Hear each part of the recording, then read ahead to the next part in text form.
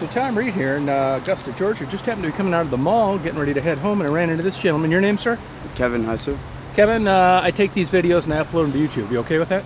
Yeah. Okay. Kevin, how old are you? 25. Okay. And I asked you if you were homeless, and you said yes. I mean, usually the backpack's a giveaway. What led up to that happening? Well, me and my wife, we lived in West Virginia for about 6 years. I got out of prison back in 2019, and we had two places. When the pandemic hit, the finances were kind of rough, and at the second time that we hit the streets, we were tired of it. There wasn't anything in West Virginia except a whole bunch of drugs, and I mean, it was 10 years behind. Okay. So we wanted to try something new, try some that most people don't ever try. I mean, you hear a lot of people say that they've had threesomes or like went to a strip club or went to a club or something, but I mean, you never heard somebody say, hey, they grabbed their best friend and took their time to go across state and go see some things that they enjoyed before they died. Okay. And what were you in prison for? It was malicious wounding. I actually shot somebody with the crossbow back in 2016. Okay, what was that, an argument or something? No, honestly, I was raised in the juvenile center, and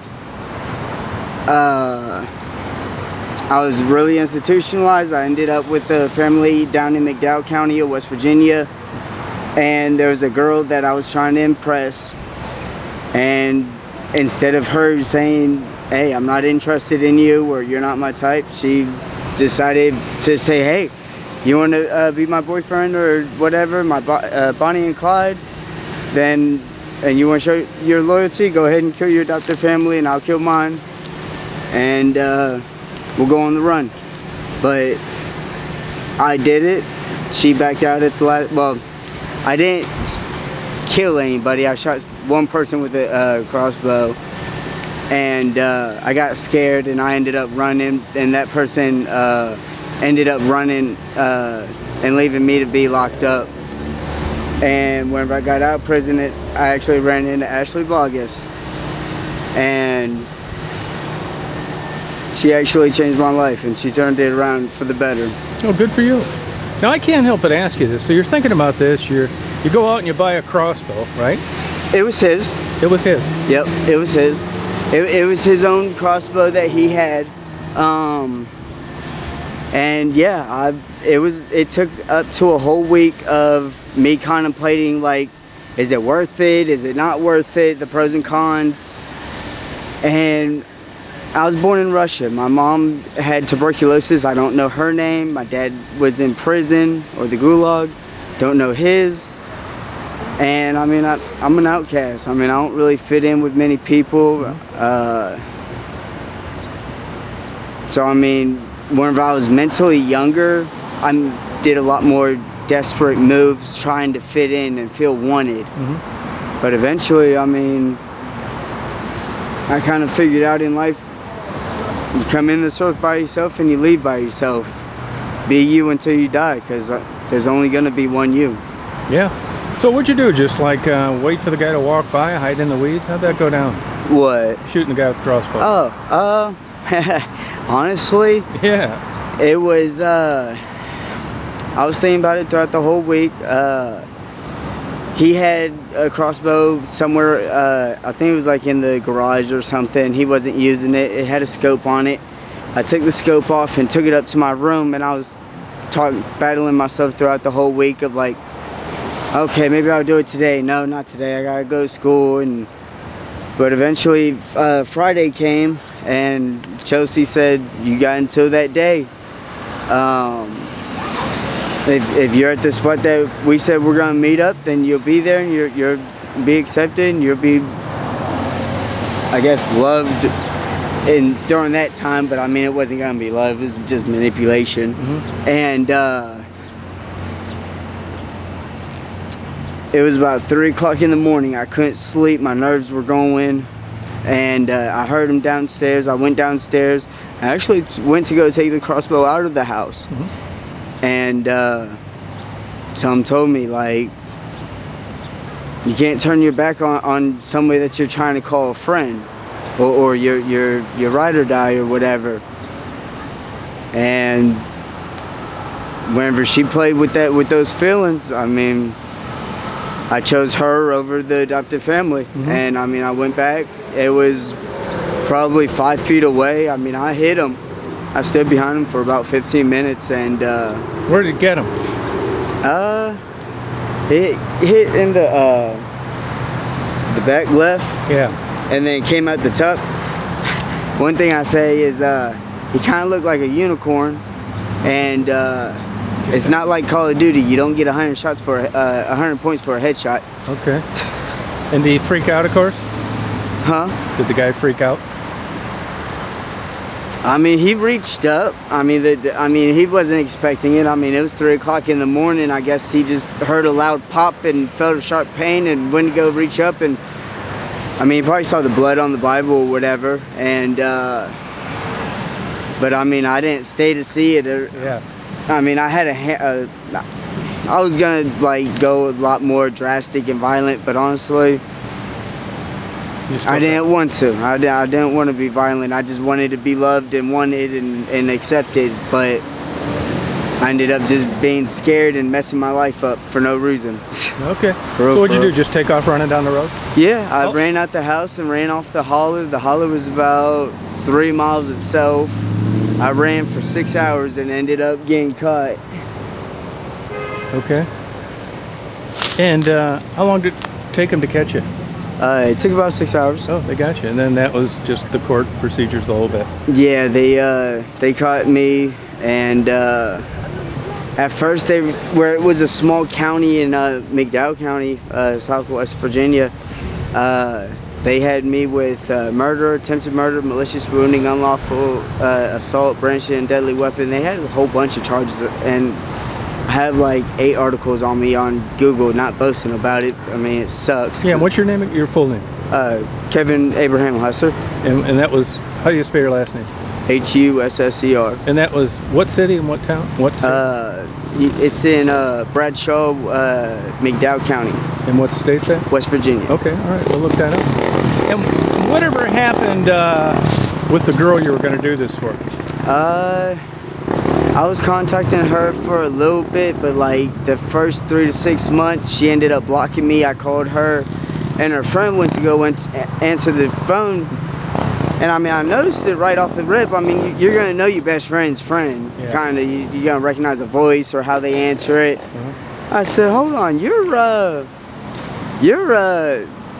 Chelsea's friend, aren't you?" And she said, "Oh no, I don't know what you're talking about." I said, "Well, if that's the case, then how did you get this phone number? Because this is Chelsea's phone number." And she just got silent, and then she ended up hanging up on me and blocking me. So anytime I went to go call, it was a dead end. Yeah. And I mean, it fucked me in life. I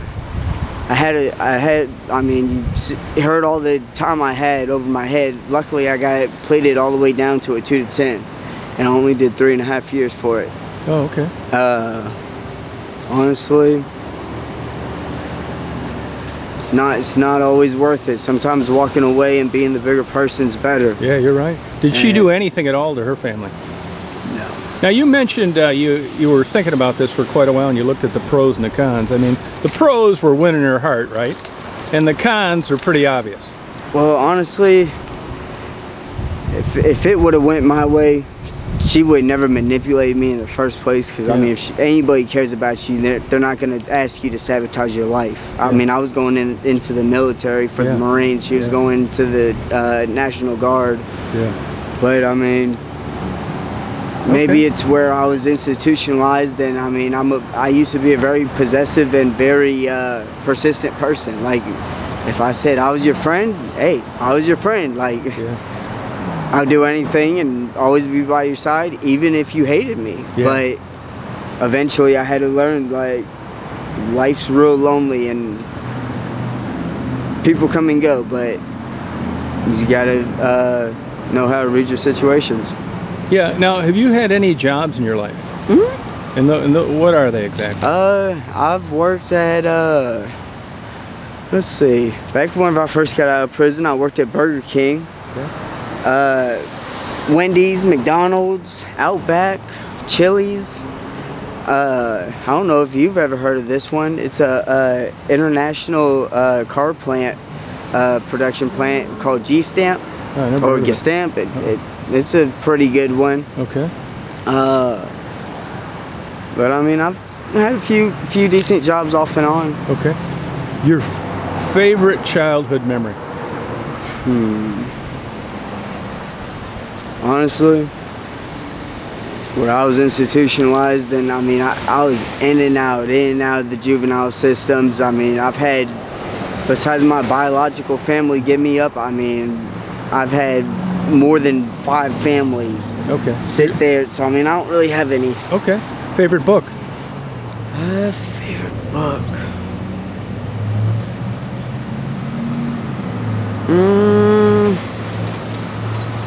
I like the Bone series, the Bone comics. Okay. Favorite movie? I'm not trying to listen to a whole bunch of yip yap. I mean, as long as it as long as it has enough violence and drugs. I mean, drugs, violence, and action. You know, you don't want to sit there and just watch 2 people talking for fucking 3 hours. Yeah. Like Titanic. Yeah. That movie was so long, yet it was all that just to see the ship sink, and there wasn't really any scene to it. Yeah. Hey, there goes my wife. Okay. I'll talk to her. Hey, babe, come here. And one last. Hey, come here. Your favorite musical artist? Favorite musical artist? Like Linkin Park or 3 Days Grace. Okay. And you a religious guy at all? No. I honestly, I've died multiple times. Okay. And I've died multiple times. I don't believe that there is a God because of the things that you go through on this earth. I mean, that gentleman right there, he's been through some stuff. I've been through some stuff. I mean, I guarantee you have. Yeah. Look at the news. I mean, you look at the news at the right time, you might see an Afghanistani holding a baby, putting a drill through its face for some money against some military or something like.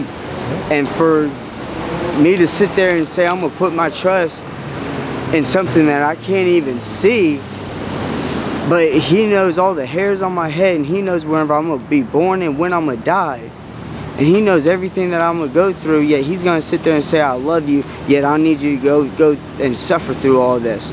But my son already died for you and we forgive you of your sins. Yeah. Well, isn't that a little bit contradicting a little bit? Yeah, and it's 2,000 years. We're not talking, it was 200 BC, before Christ. Right. AC, which was after Christ. Then you got DC. So that's 400 years. We're up to 2024, 2020. That's 2,000 lifespans that people have been waiting for some God, some amazing, but generation on generation, it's just BS, and it's just poverty and anger, and like, I'm not gonna sit there and let a man punch me in the face and just take my money. Defend your own and like do what makes you happy, but don't go too wild with life, you know? Yeah. Well, do you have any questions for me? No, not really. Well, hey, this is a super interesting interview, man. I hit the jackpot. This is interesting. I never met anybody that shot somebody with a crossbow. Honestly, I'll say it like this.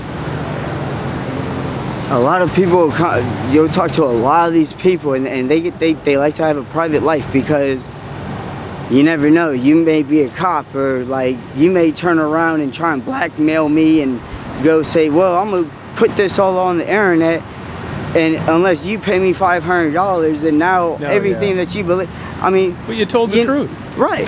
But some people, maybe they're ashamed of it. Maybe they put some private out there and they let it slip, or it's a secret. Yeah. And I mean, some people can't be real. Me, if you can't say it to somebody's face, don't say it behind their back. Right on. You know, I mean, you only live life once. So I mean, I just try and be the realest that I can. I'm not perfect. I'm not a saint, but I make my mistakes, but I try. If you run for office, I'm voting for you. I appreciate it. Hey, thank you for the interview. Yes, sir. You're a good guy, smart guy. Best of luck to you. Funny thing is, actually, back whenever I was in that court case, it was an open court case back in 2016, I want to say. No, 2017. It took 2 years for them to like fully indict me and get me my charges. And the judge looked at me in front of all these people and they said, this is a man that cold-heartedly shot his adopted dad in the back of the head with a crossbow. And he can't even give us a reason why he did it.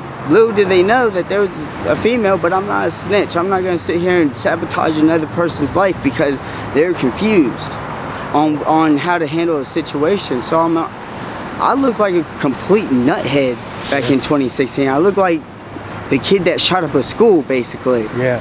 And I mean, I tell people that all the time. I'm like, I'm Edward Scissorhands and the kid that shot up the school. Like if he took a detour and didn't shoot the school up because of the bully and all those bad teachers and shit. Yeah.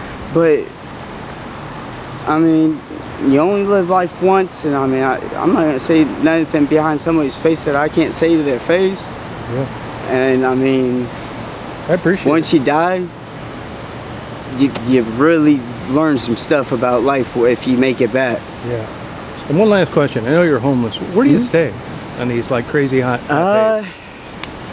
Me and my wife, wherever she went to. She's a little frustrated. Pete. But we've been traveling from West Virginia, and our goal is to go all the way down to Florida. Okay. A couple of nights ago, we were in the middle of a 2-lane highway in the middle of South Carolina, backwoods, and we just found a off the road spot, laid down, and I mean, we woke up. Well, she woke up first, and there was a car, and when she went to go wake me up, that car went to go take off. Could we have died if we didn't wake up? Were one of us going to get kidnapped? You never know. We never know. I mean, it's dangerous, but I mean, how many times do you see somebody going out living life and doing what they want to do? They always give up and like don't open their heart and go do something that they enjoy. Yeah, you're right.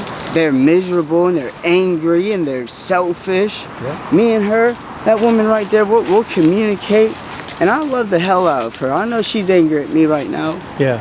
But I mean, she has every right to be. Well, I've messed up, and it's hot. It is. Well, I hope you guys make up. And thank you for the interview. Hey, appreciate it, Bubby.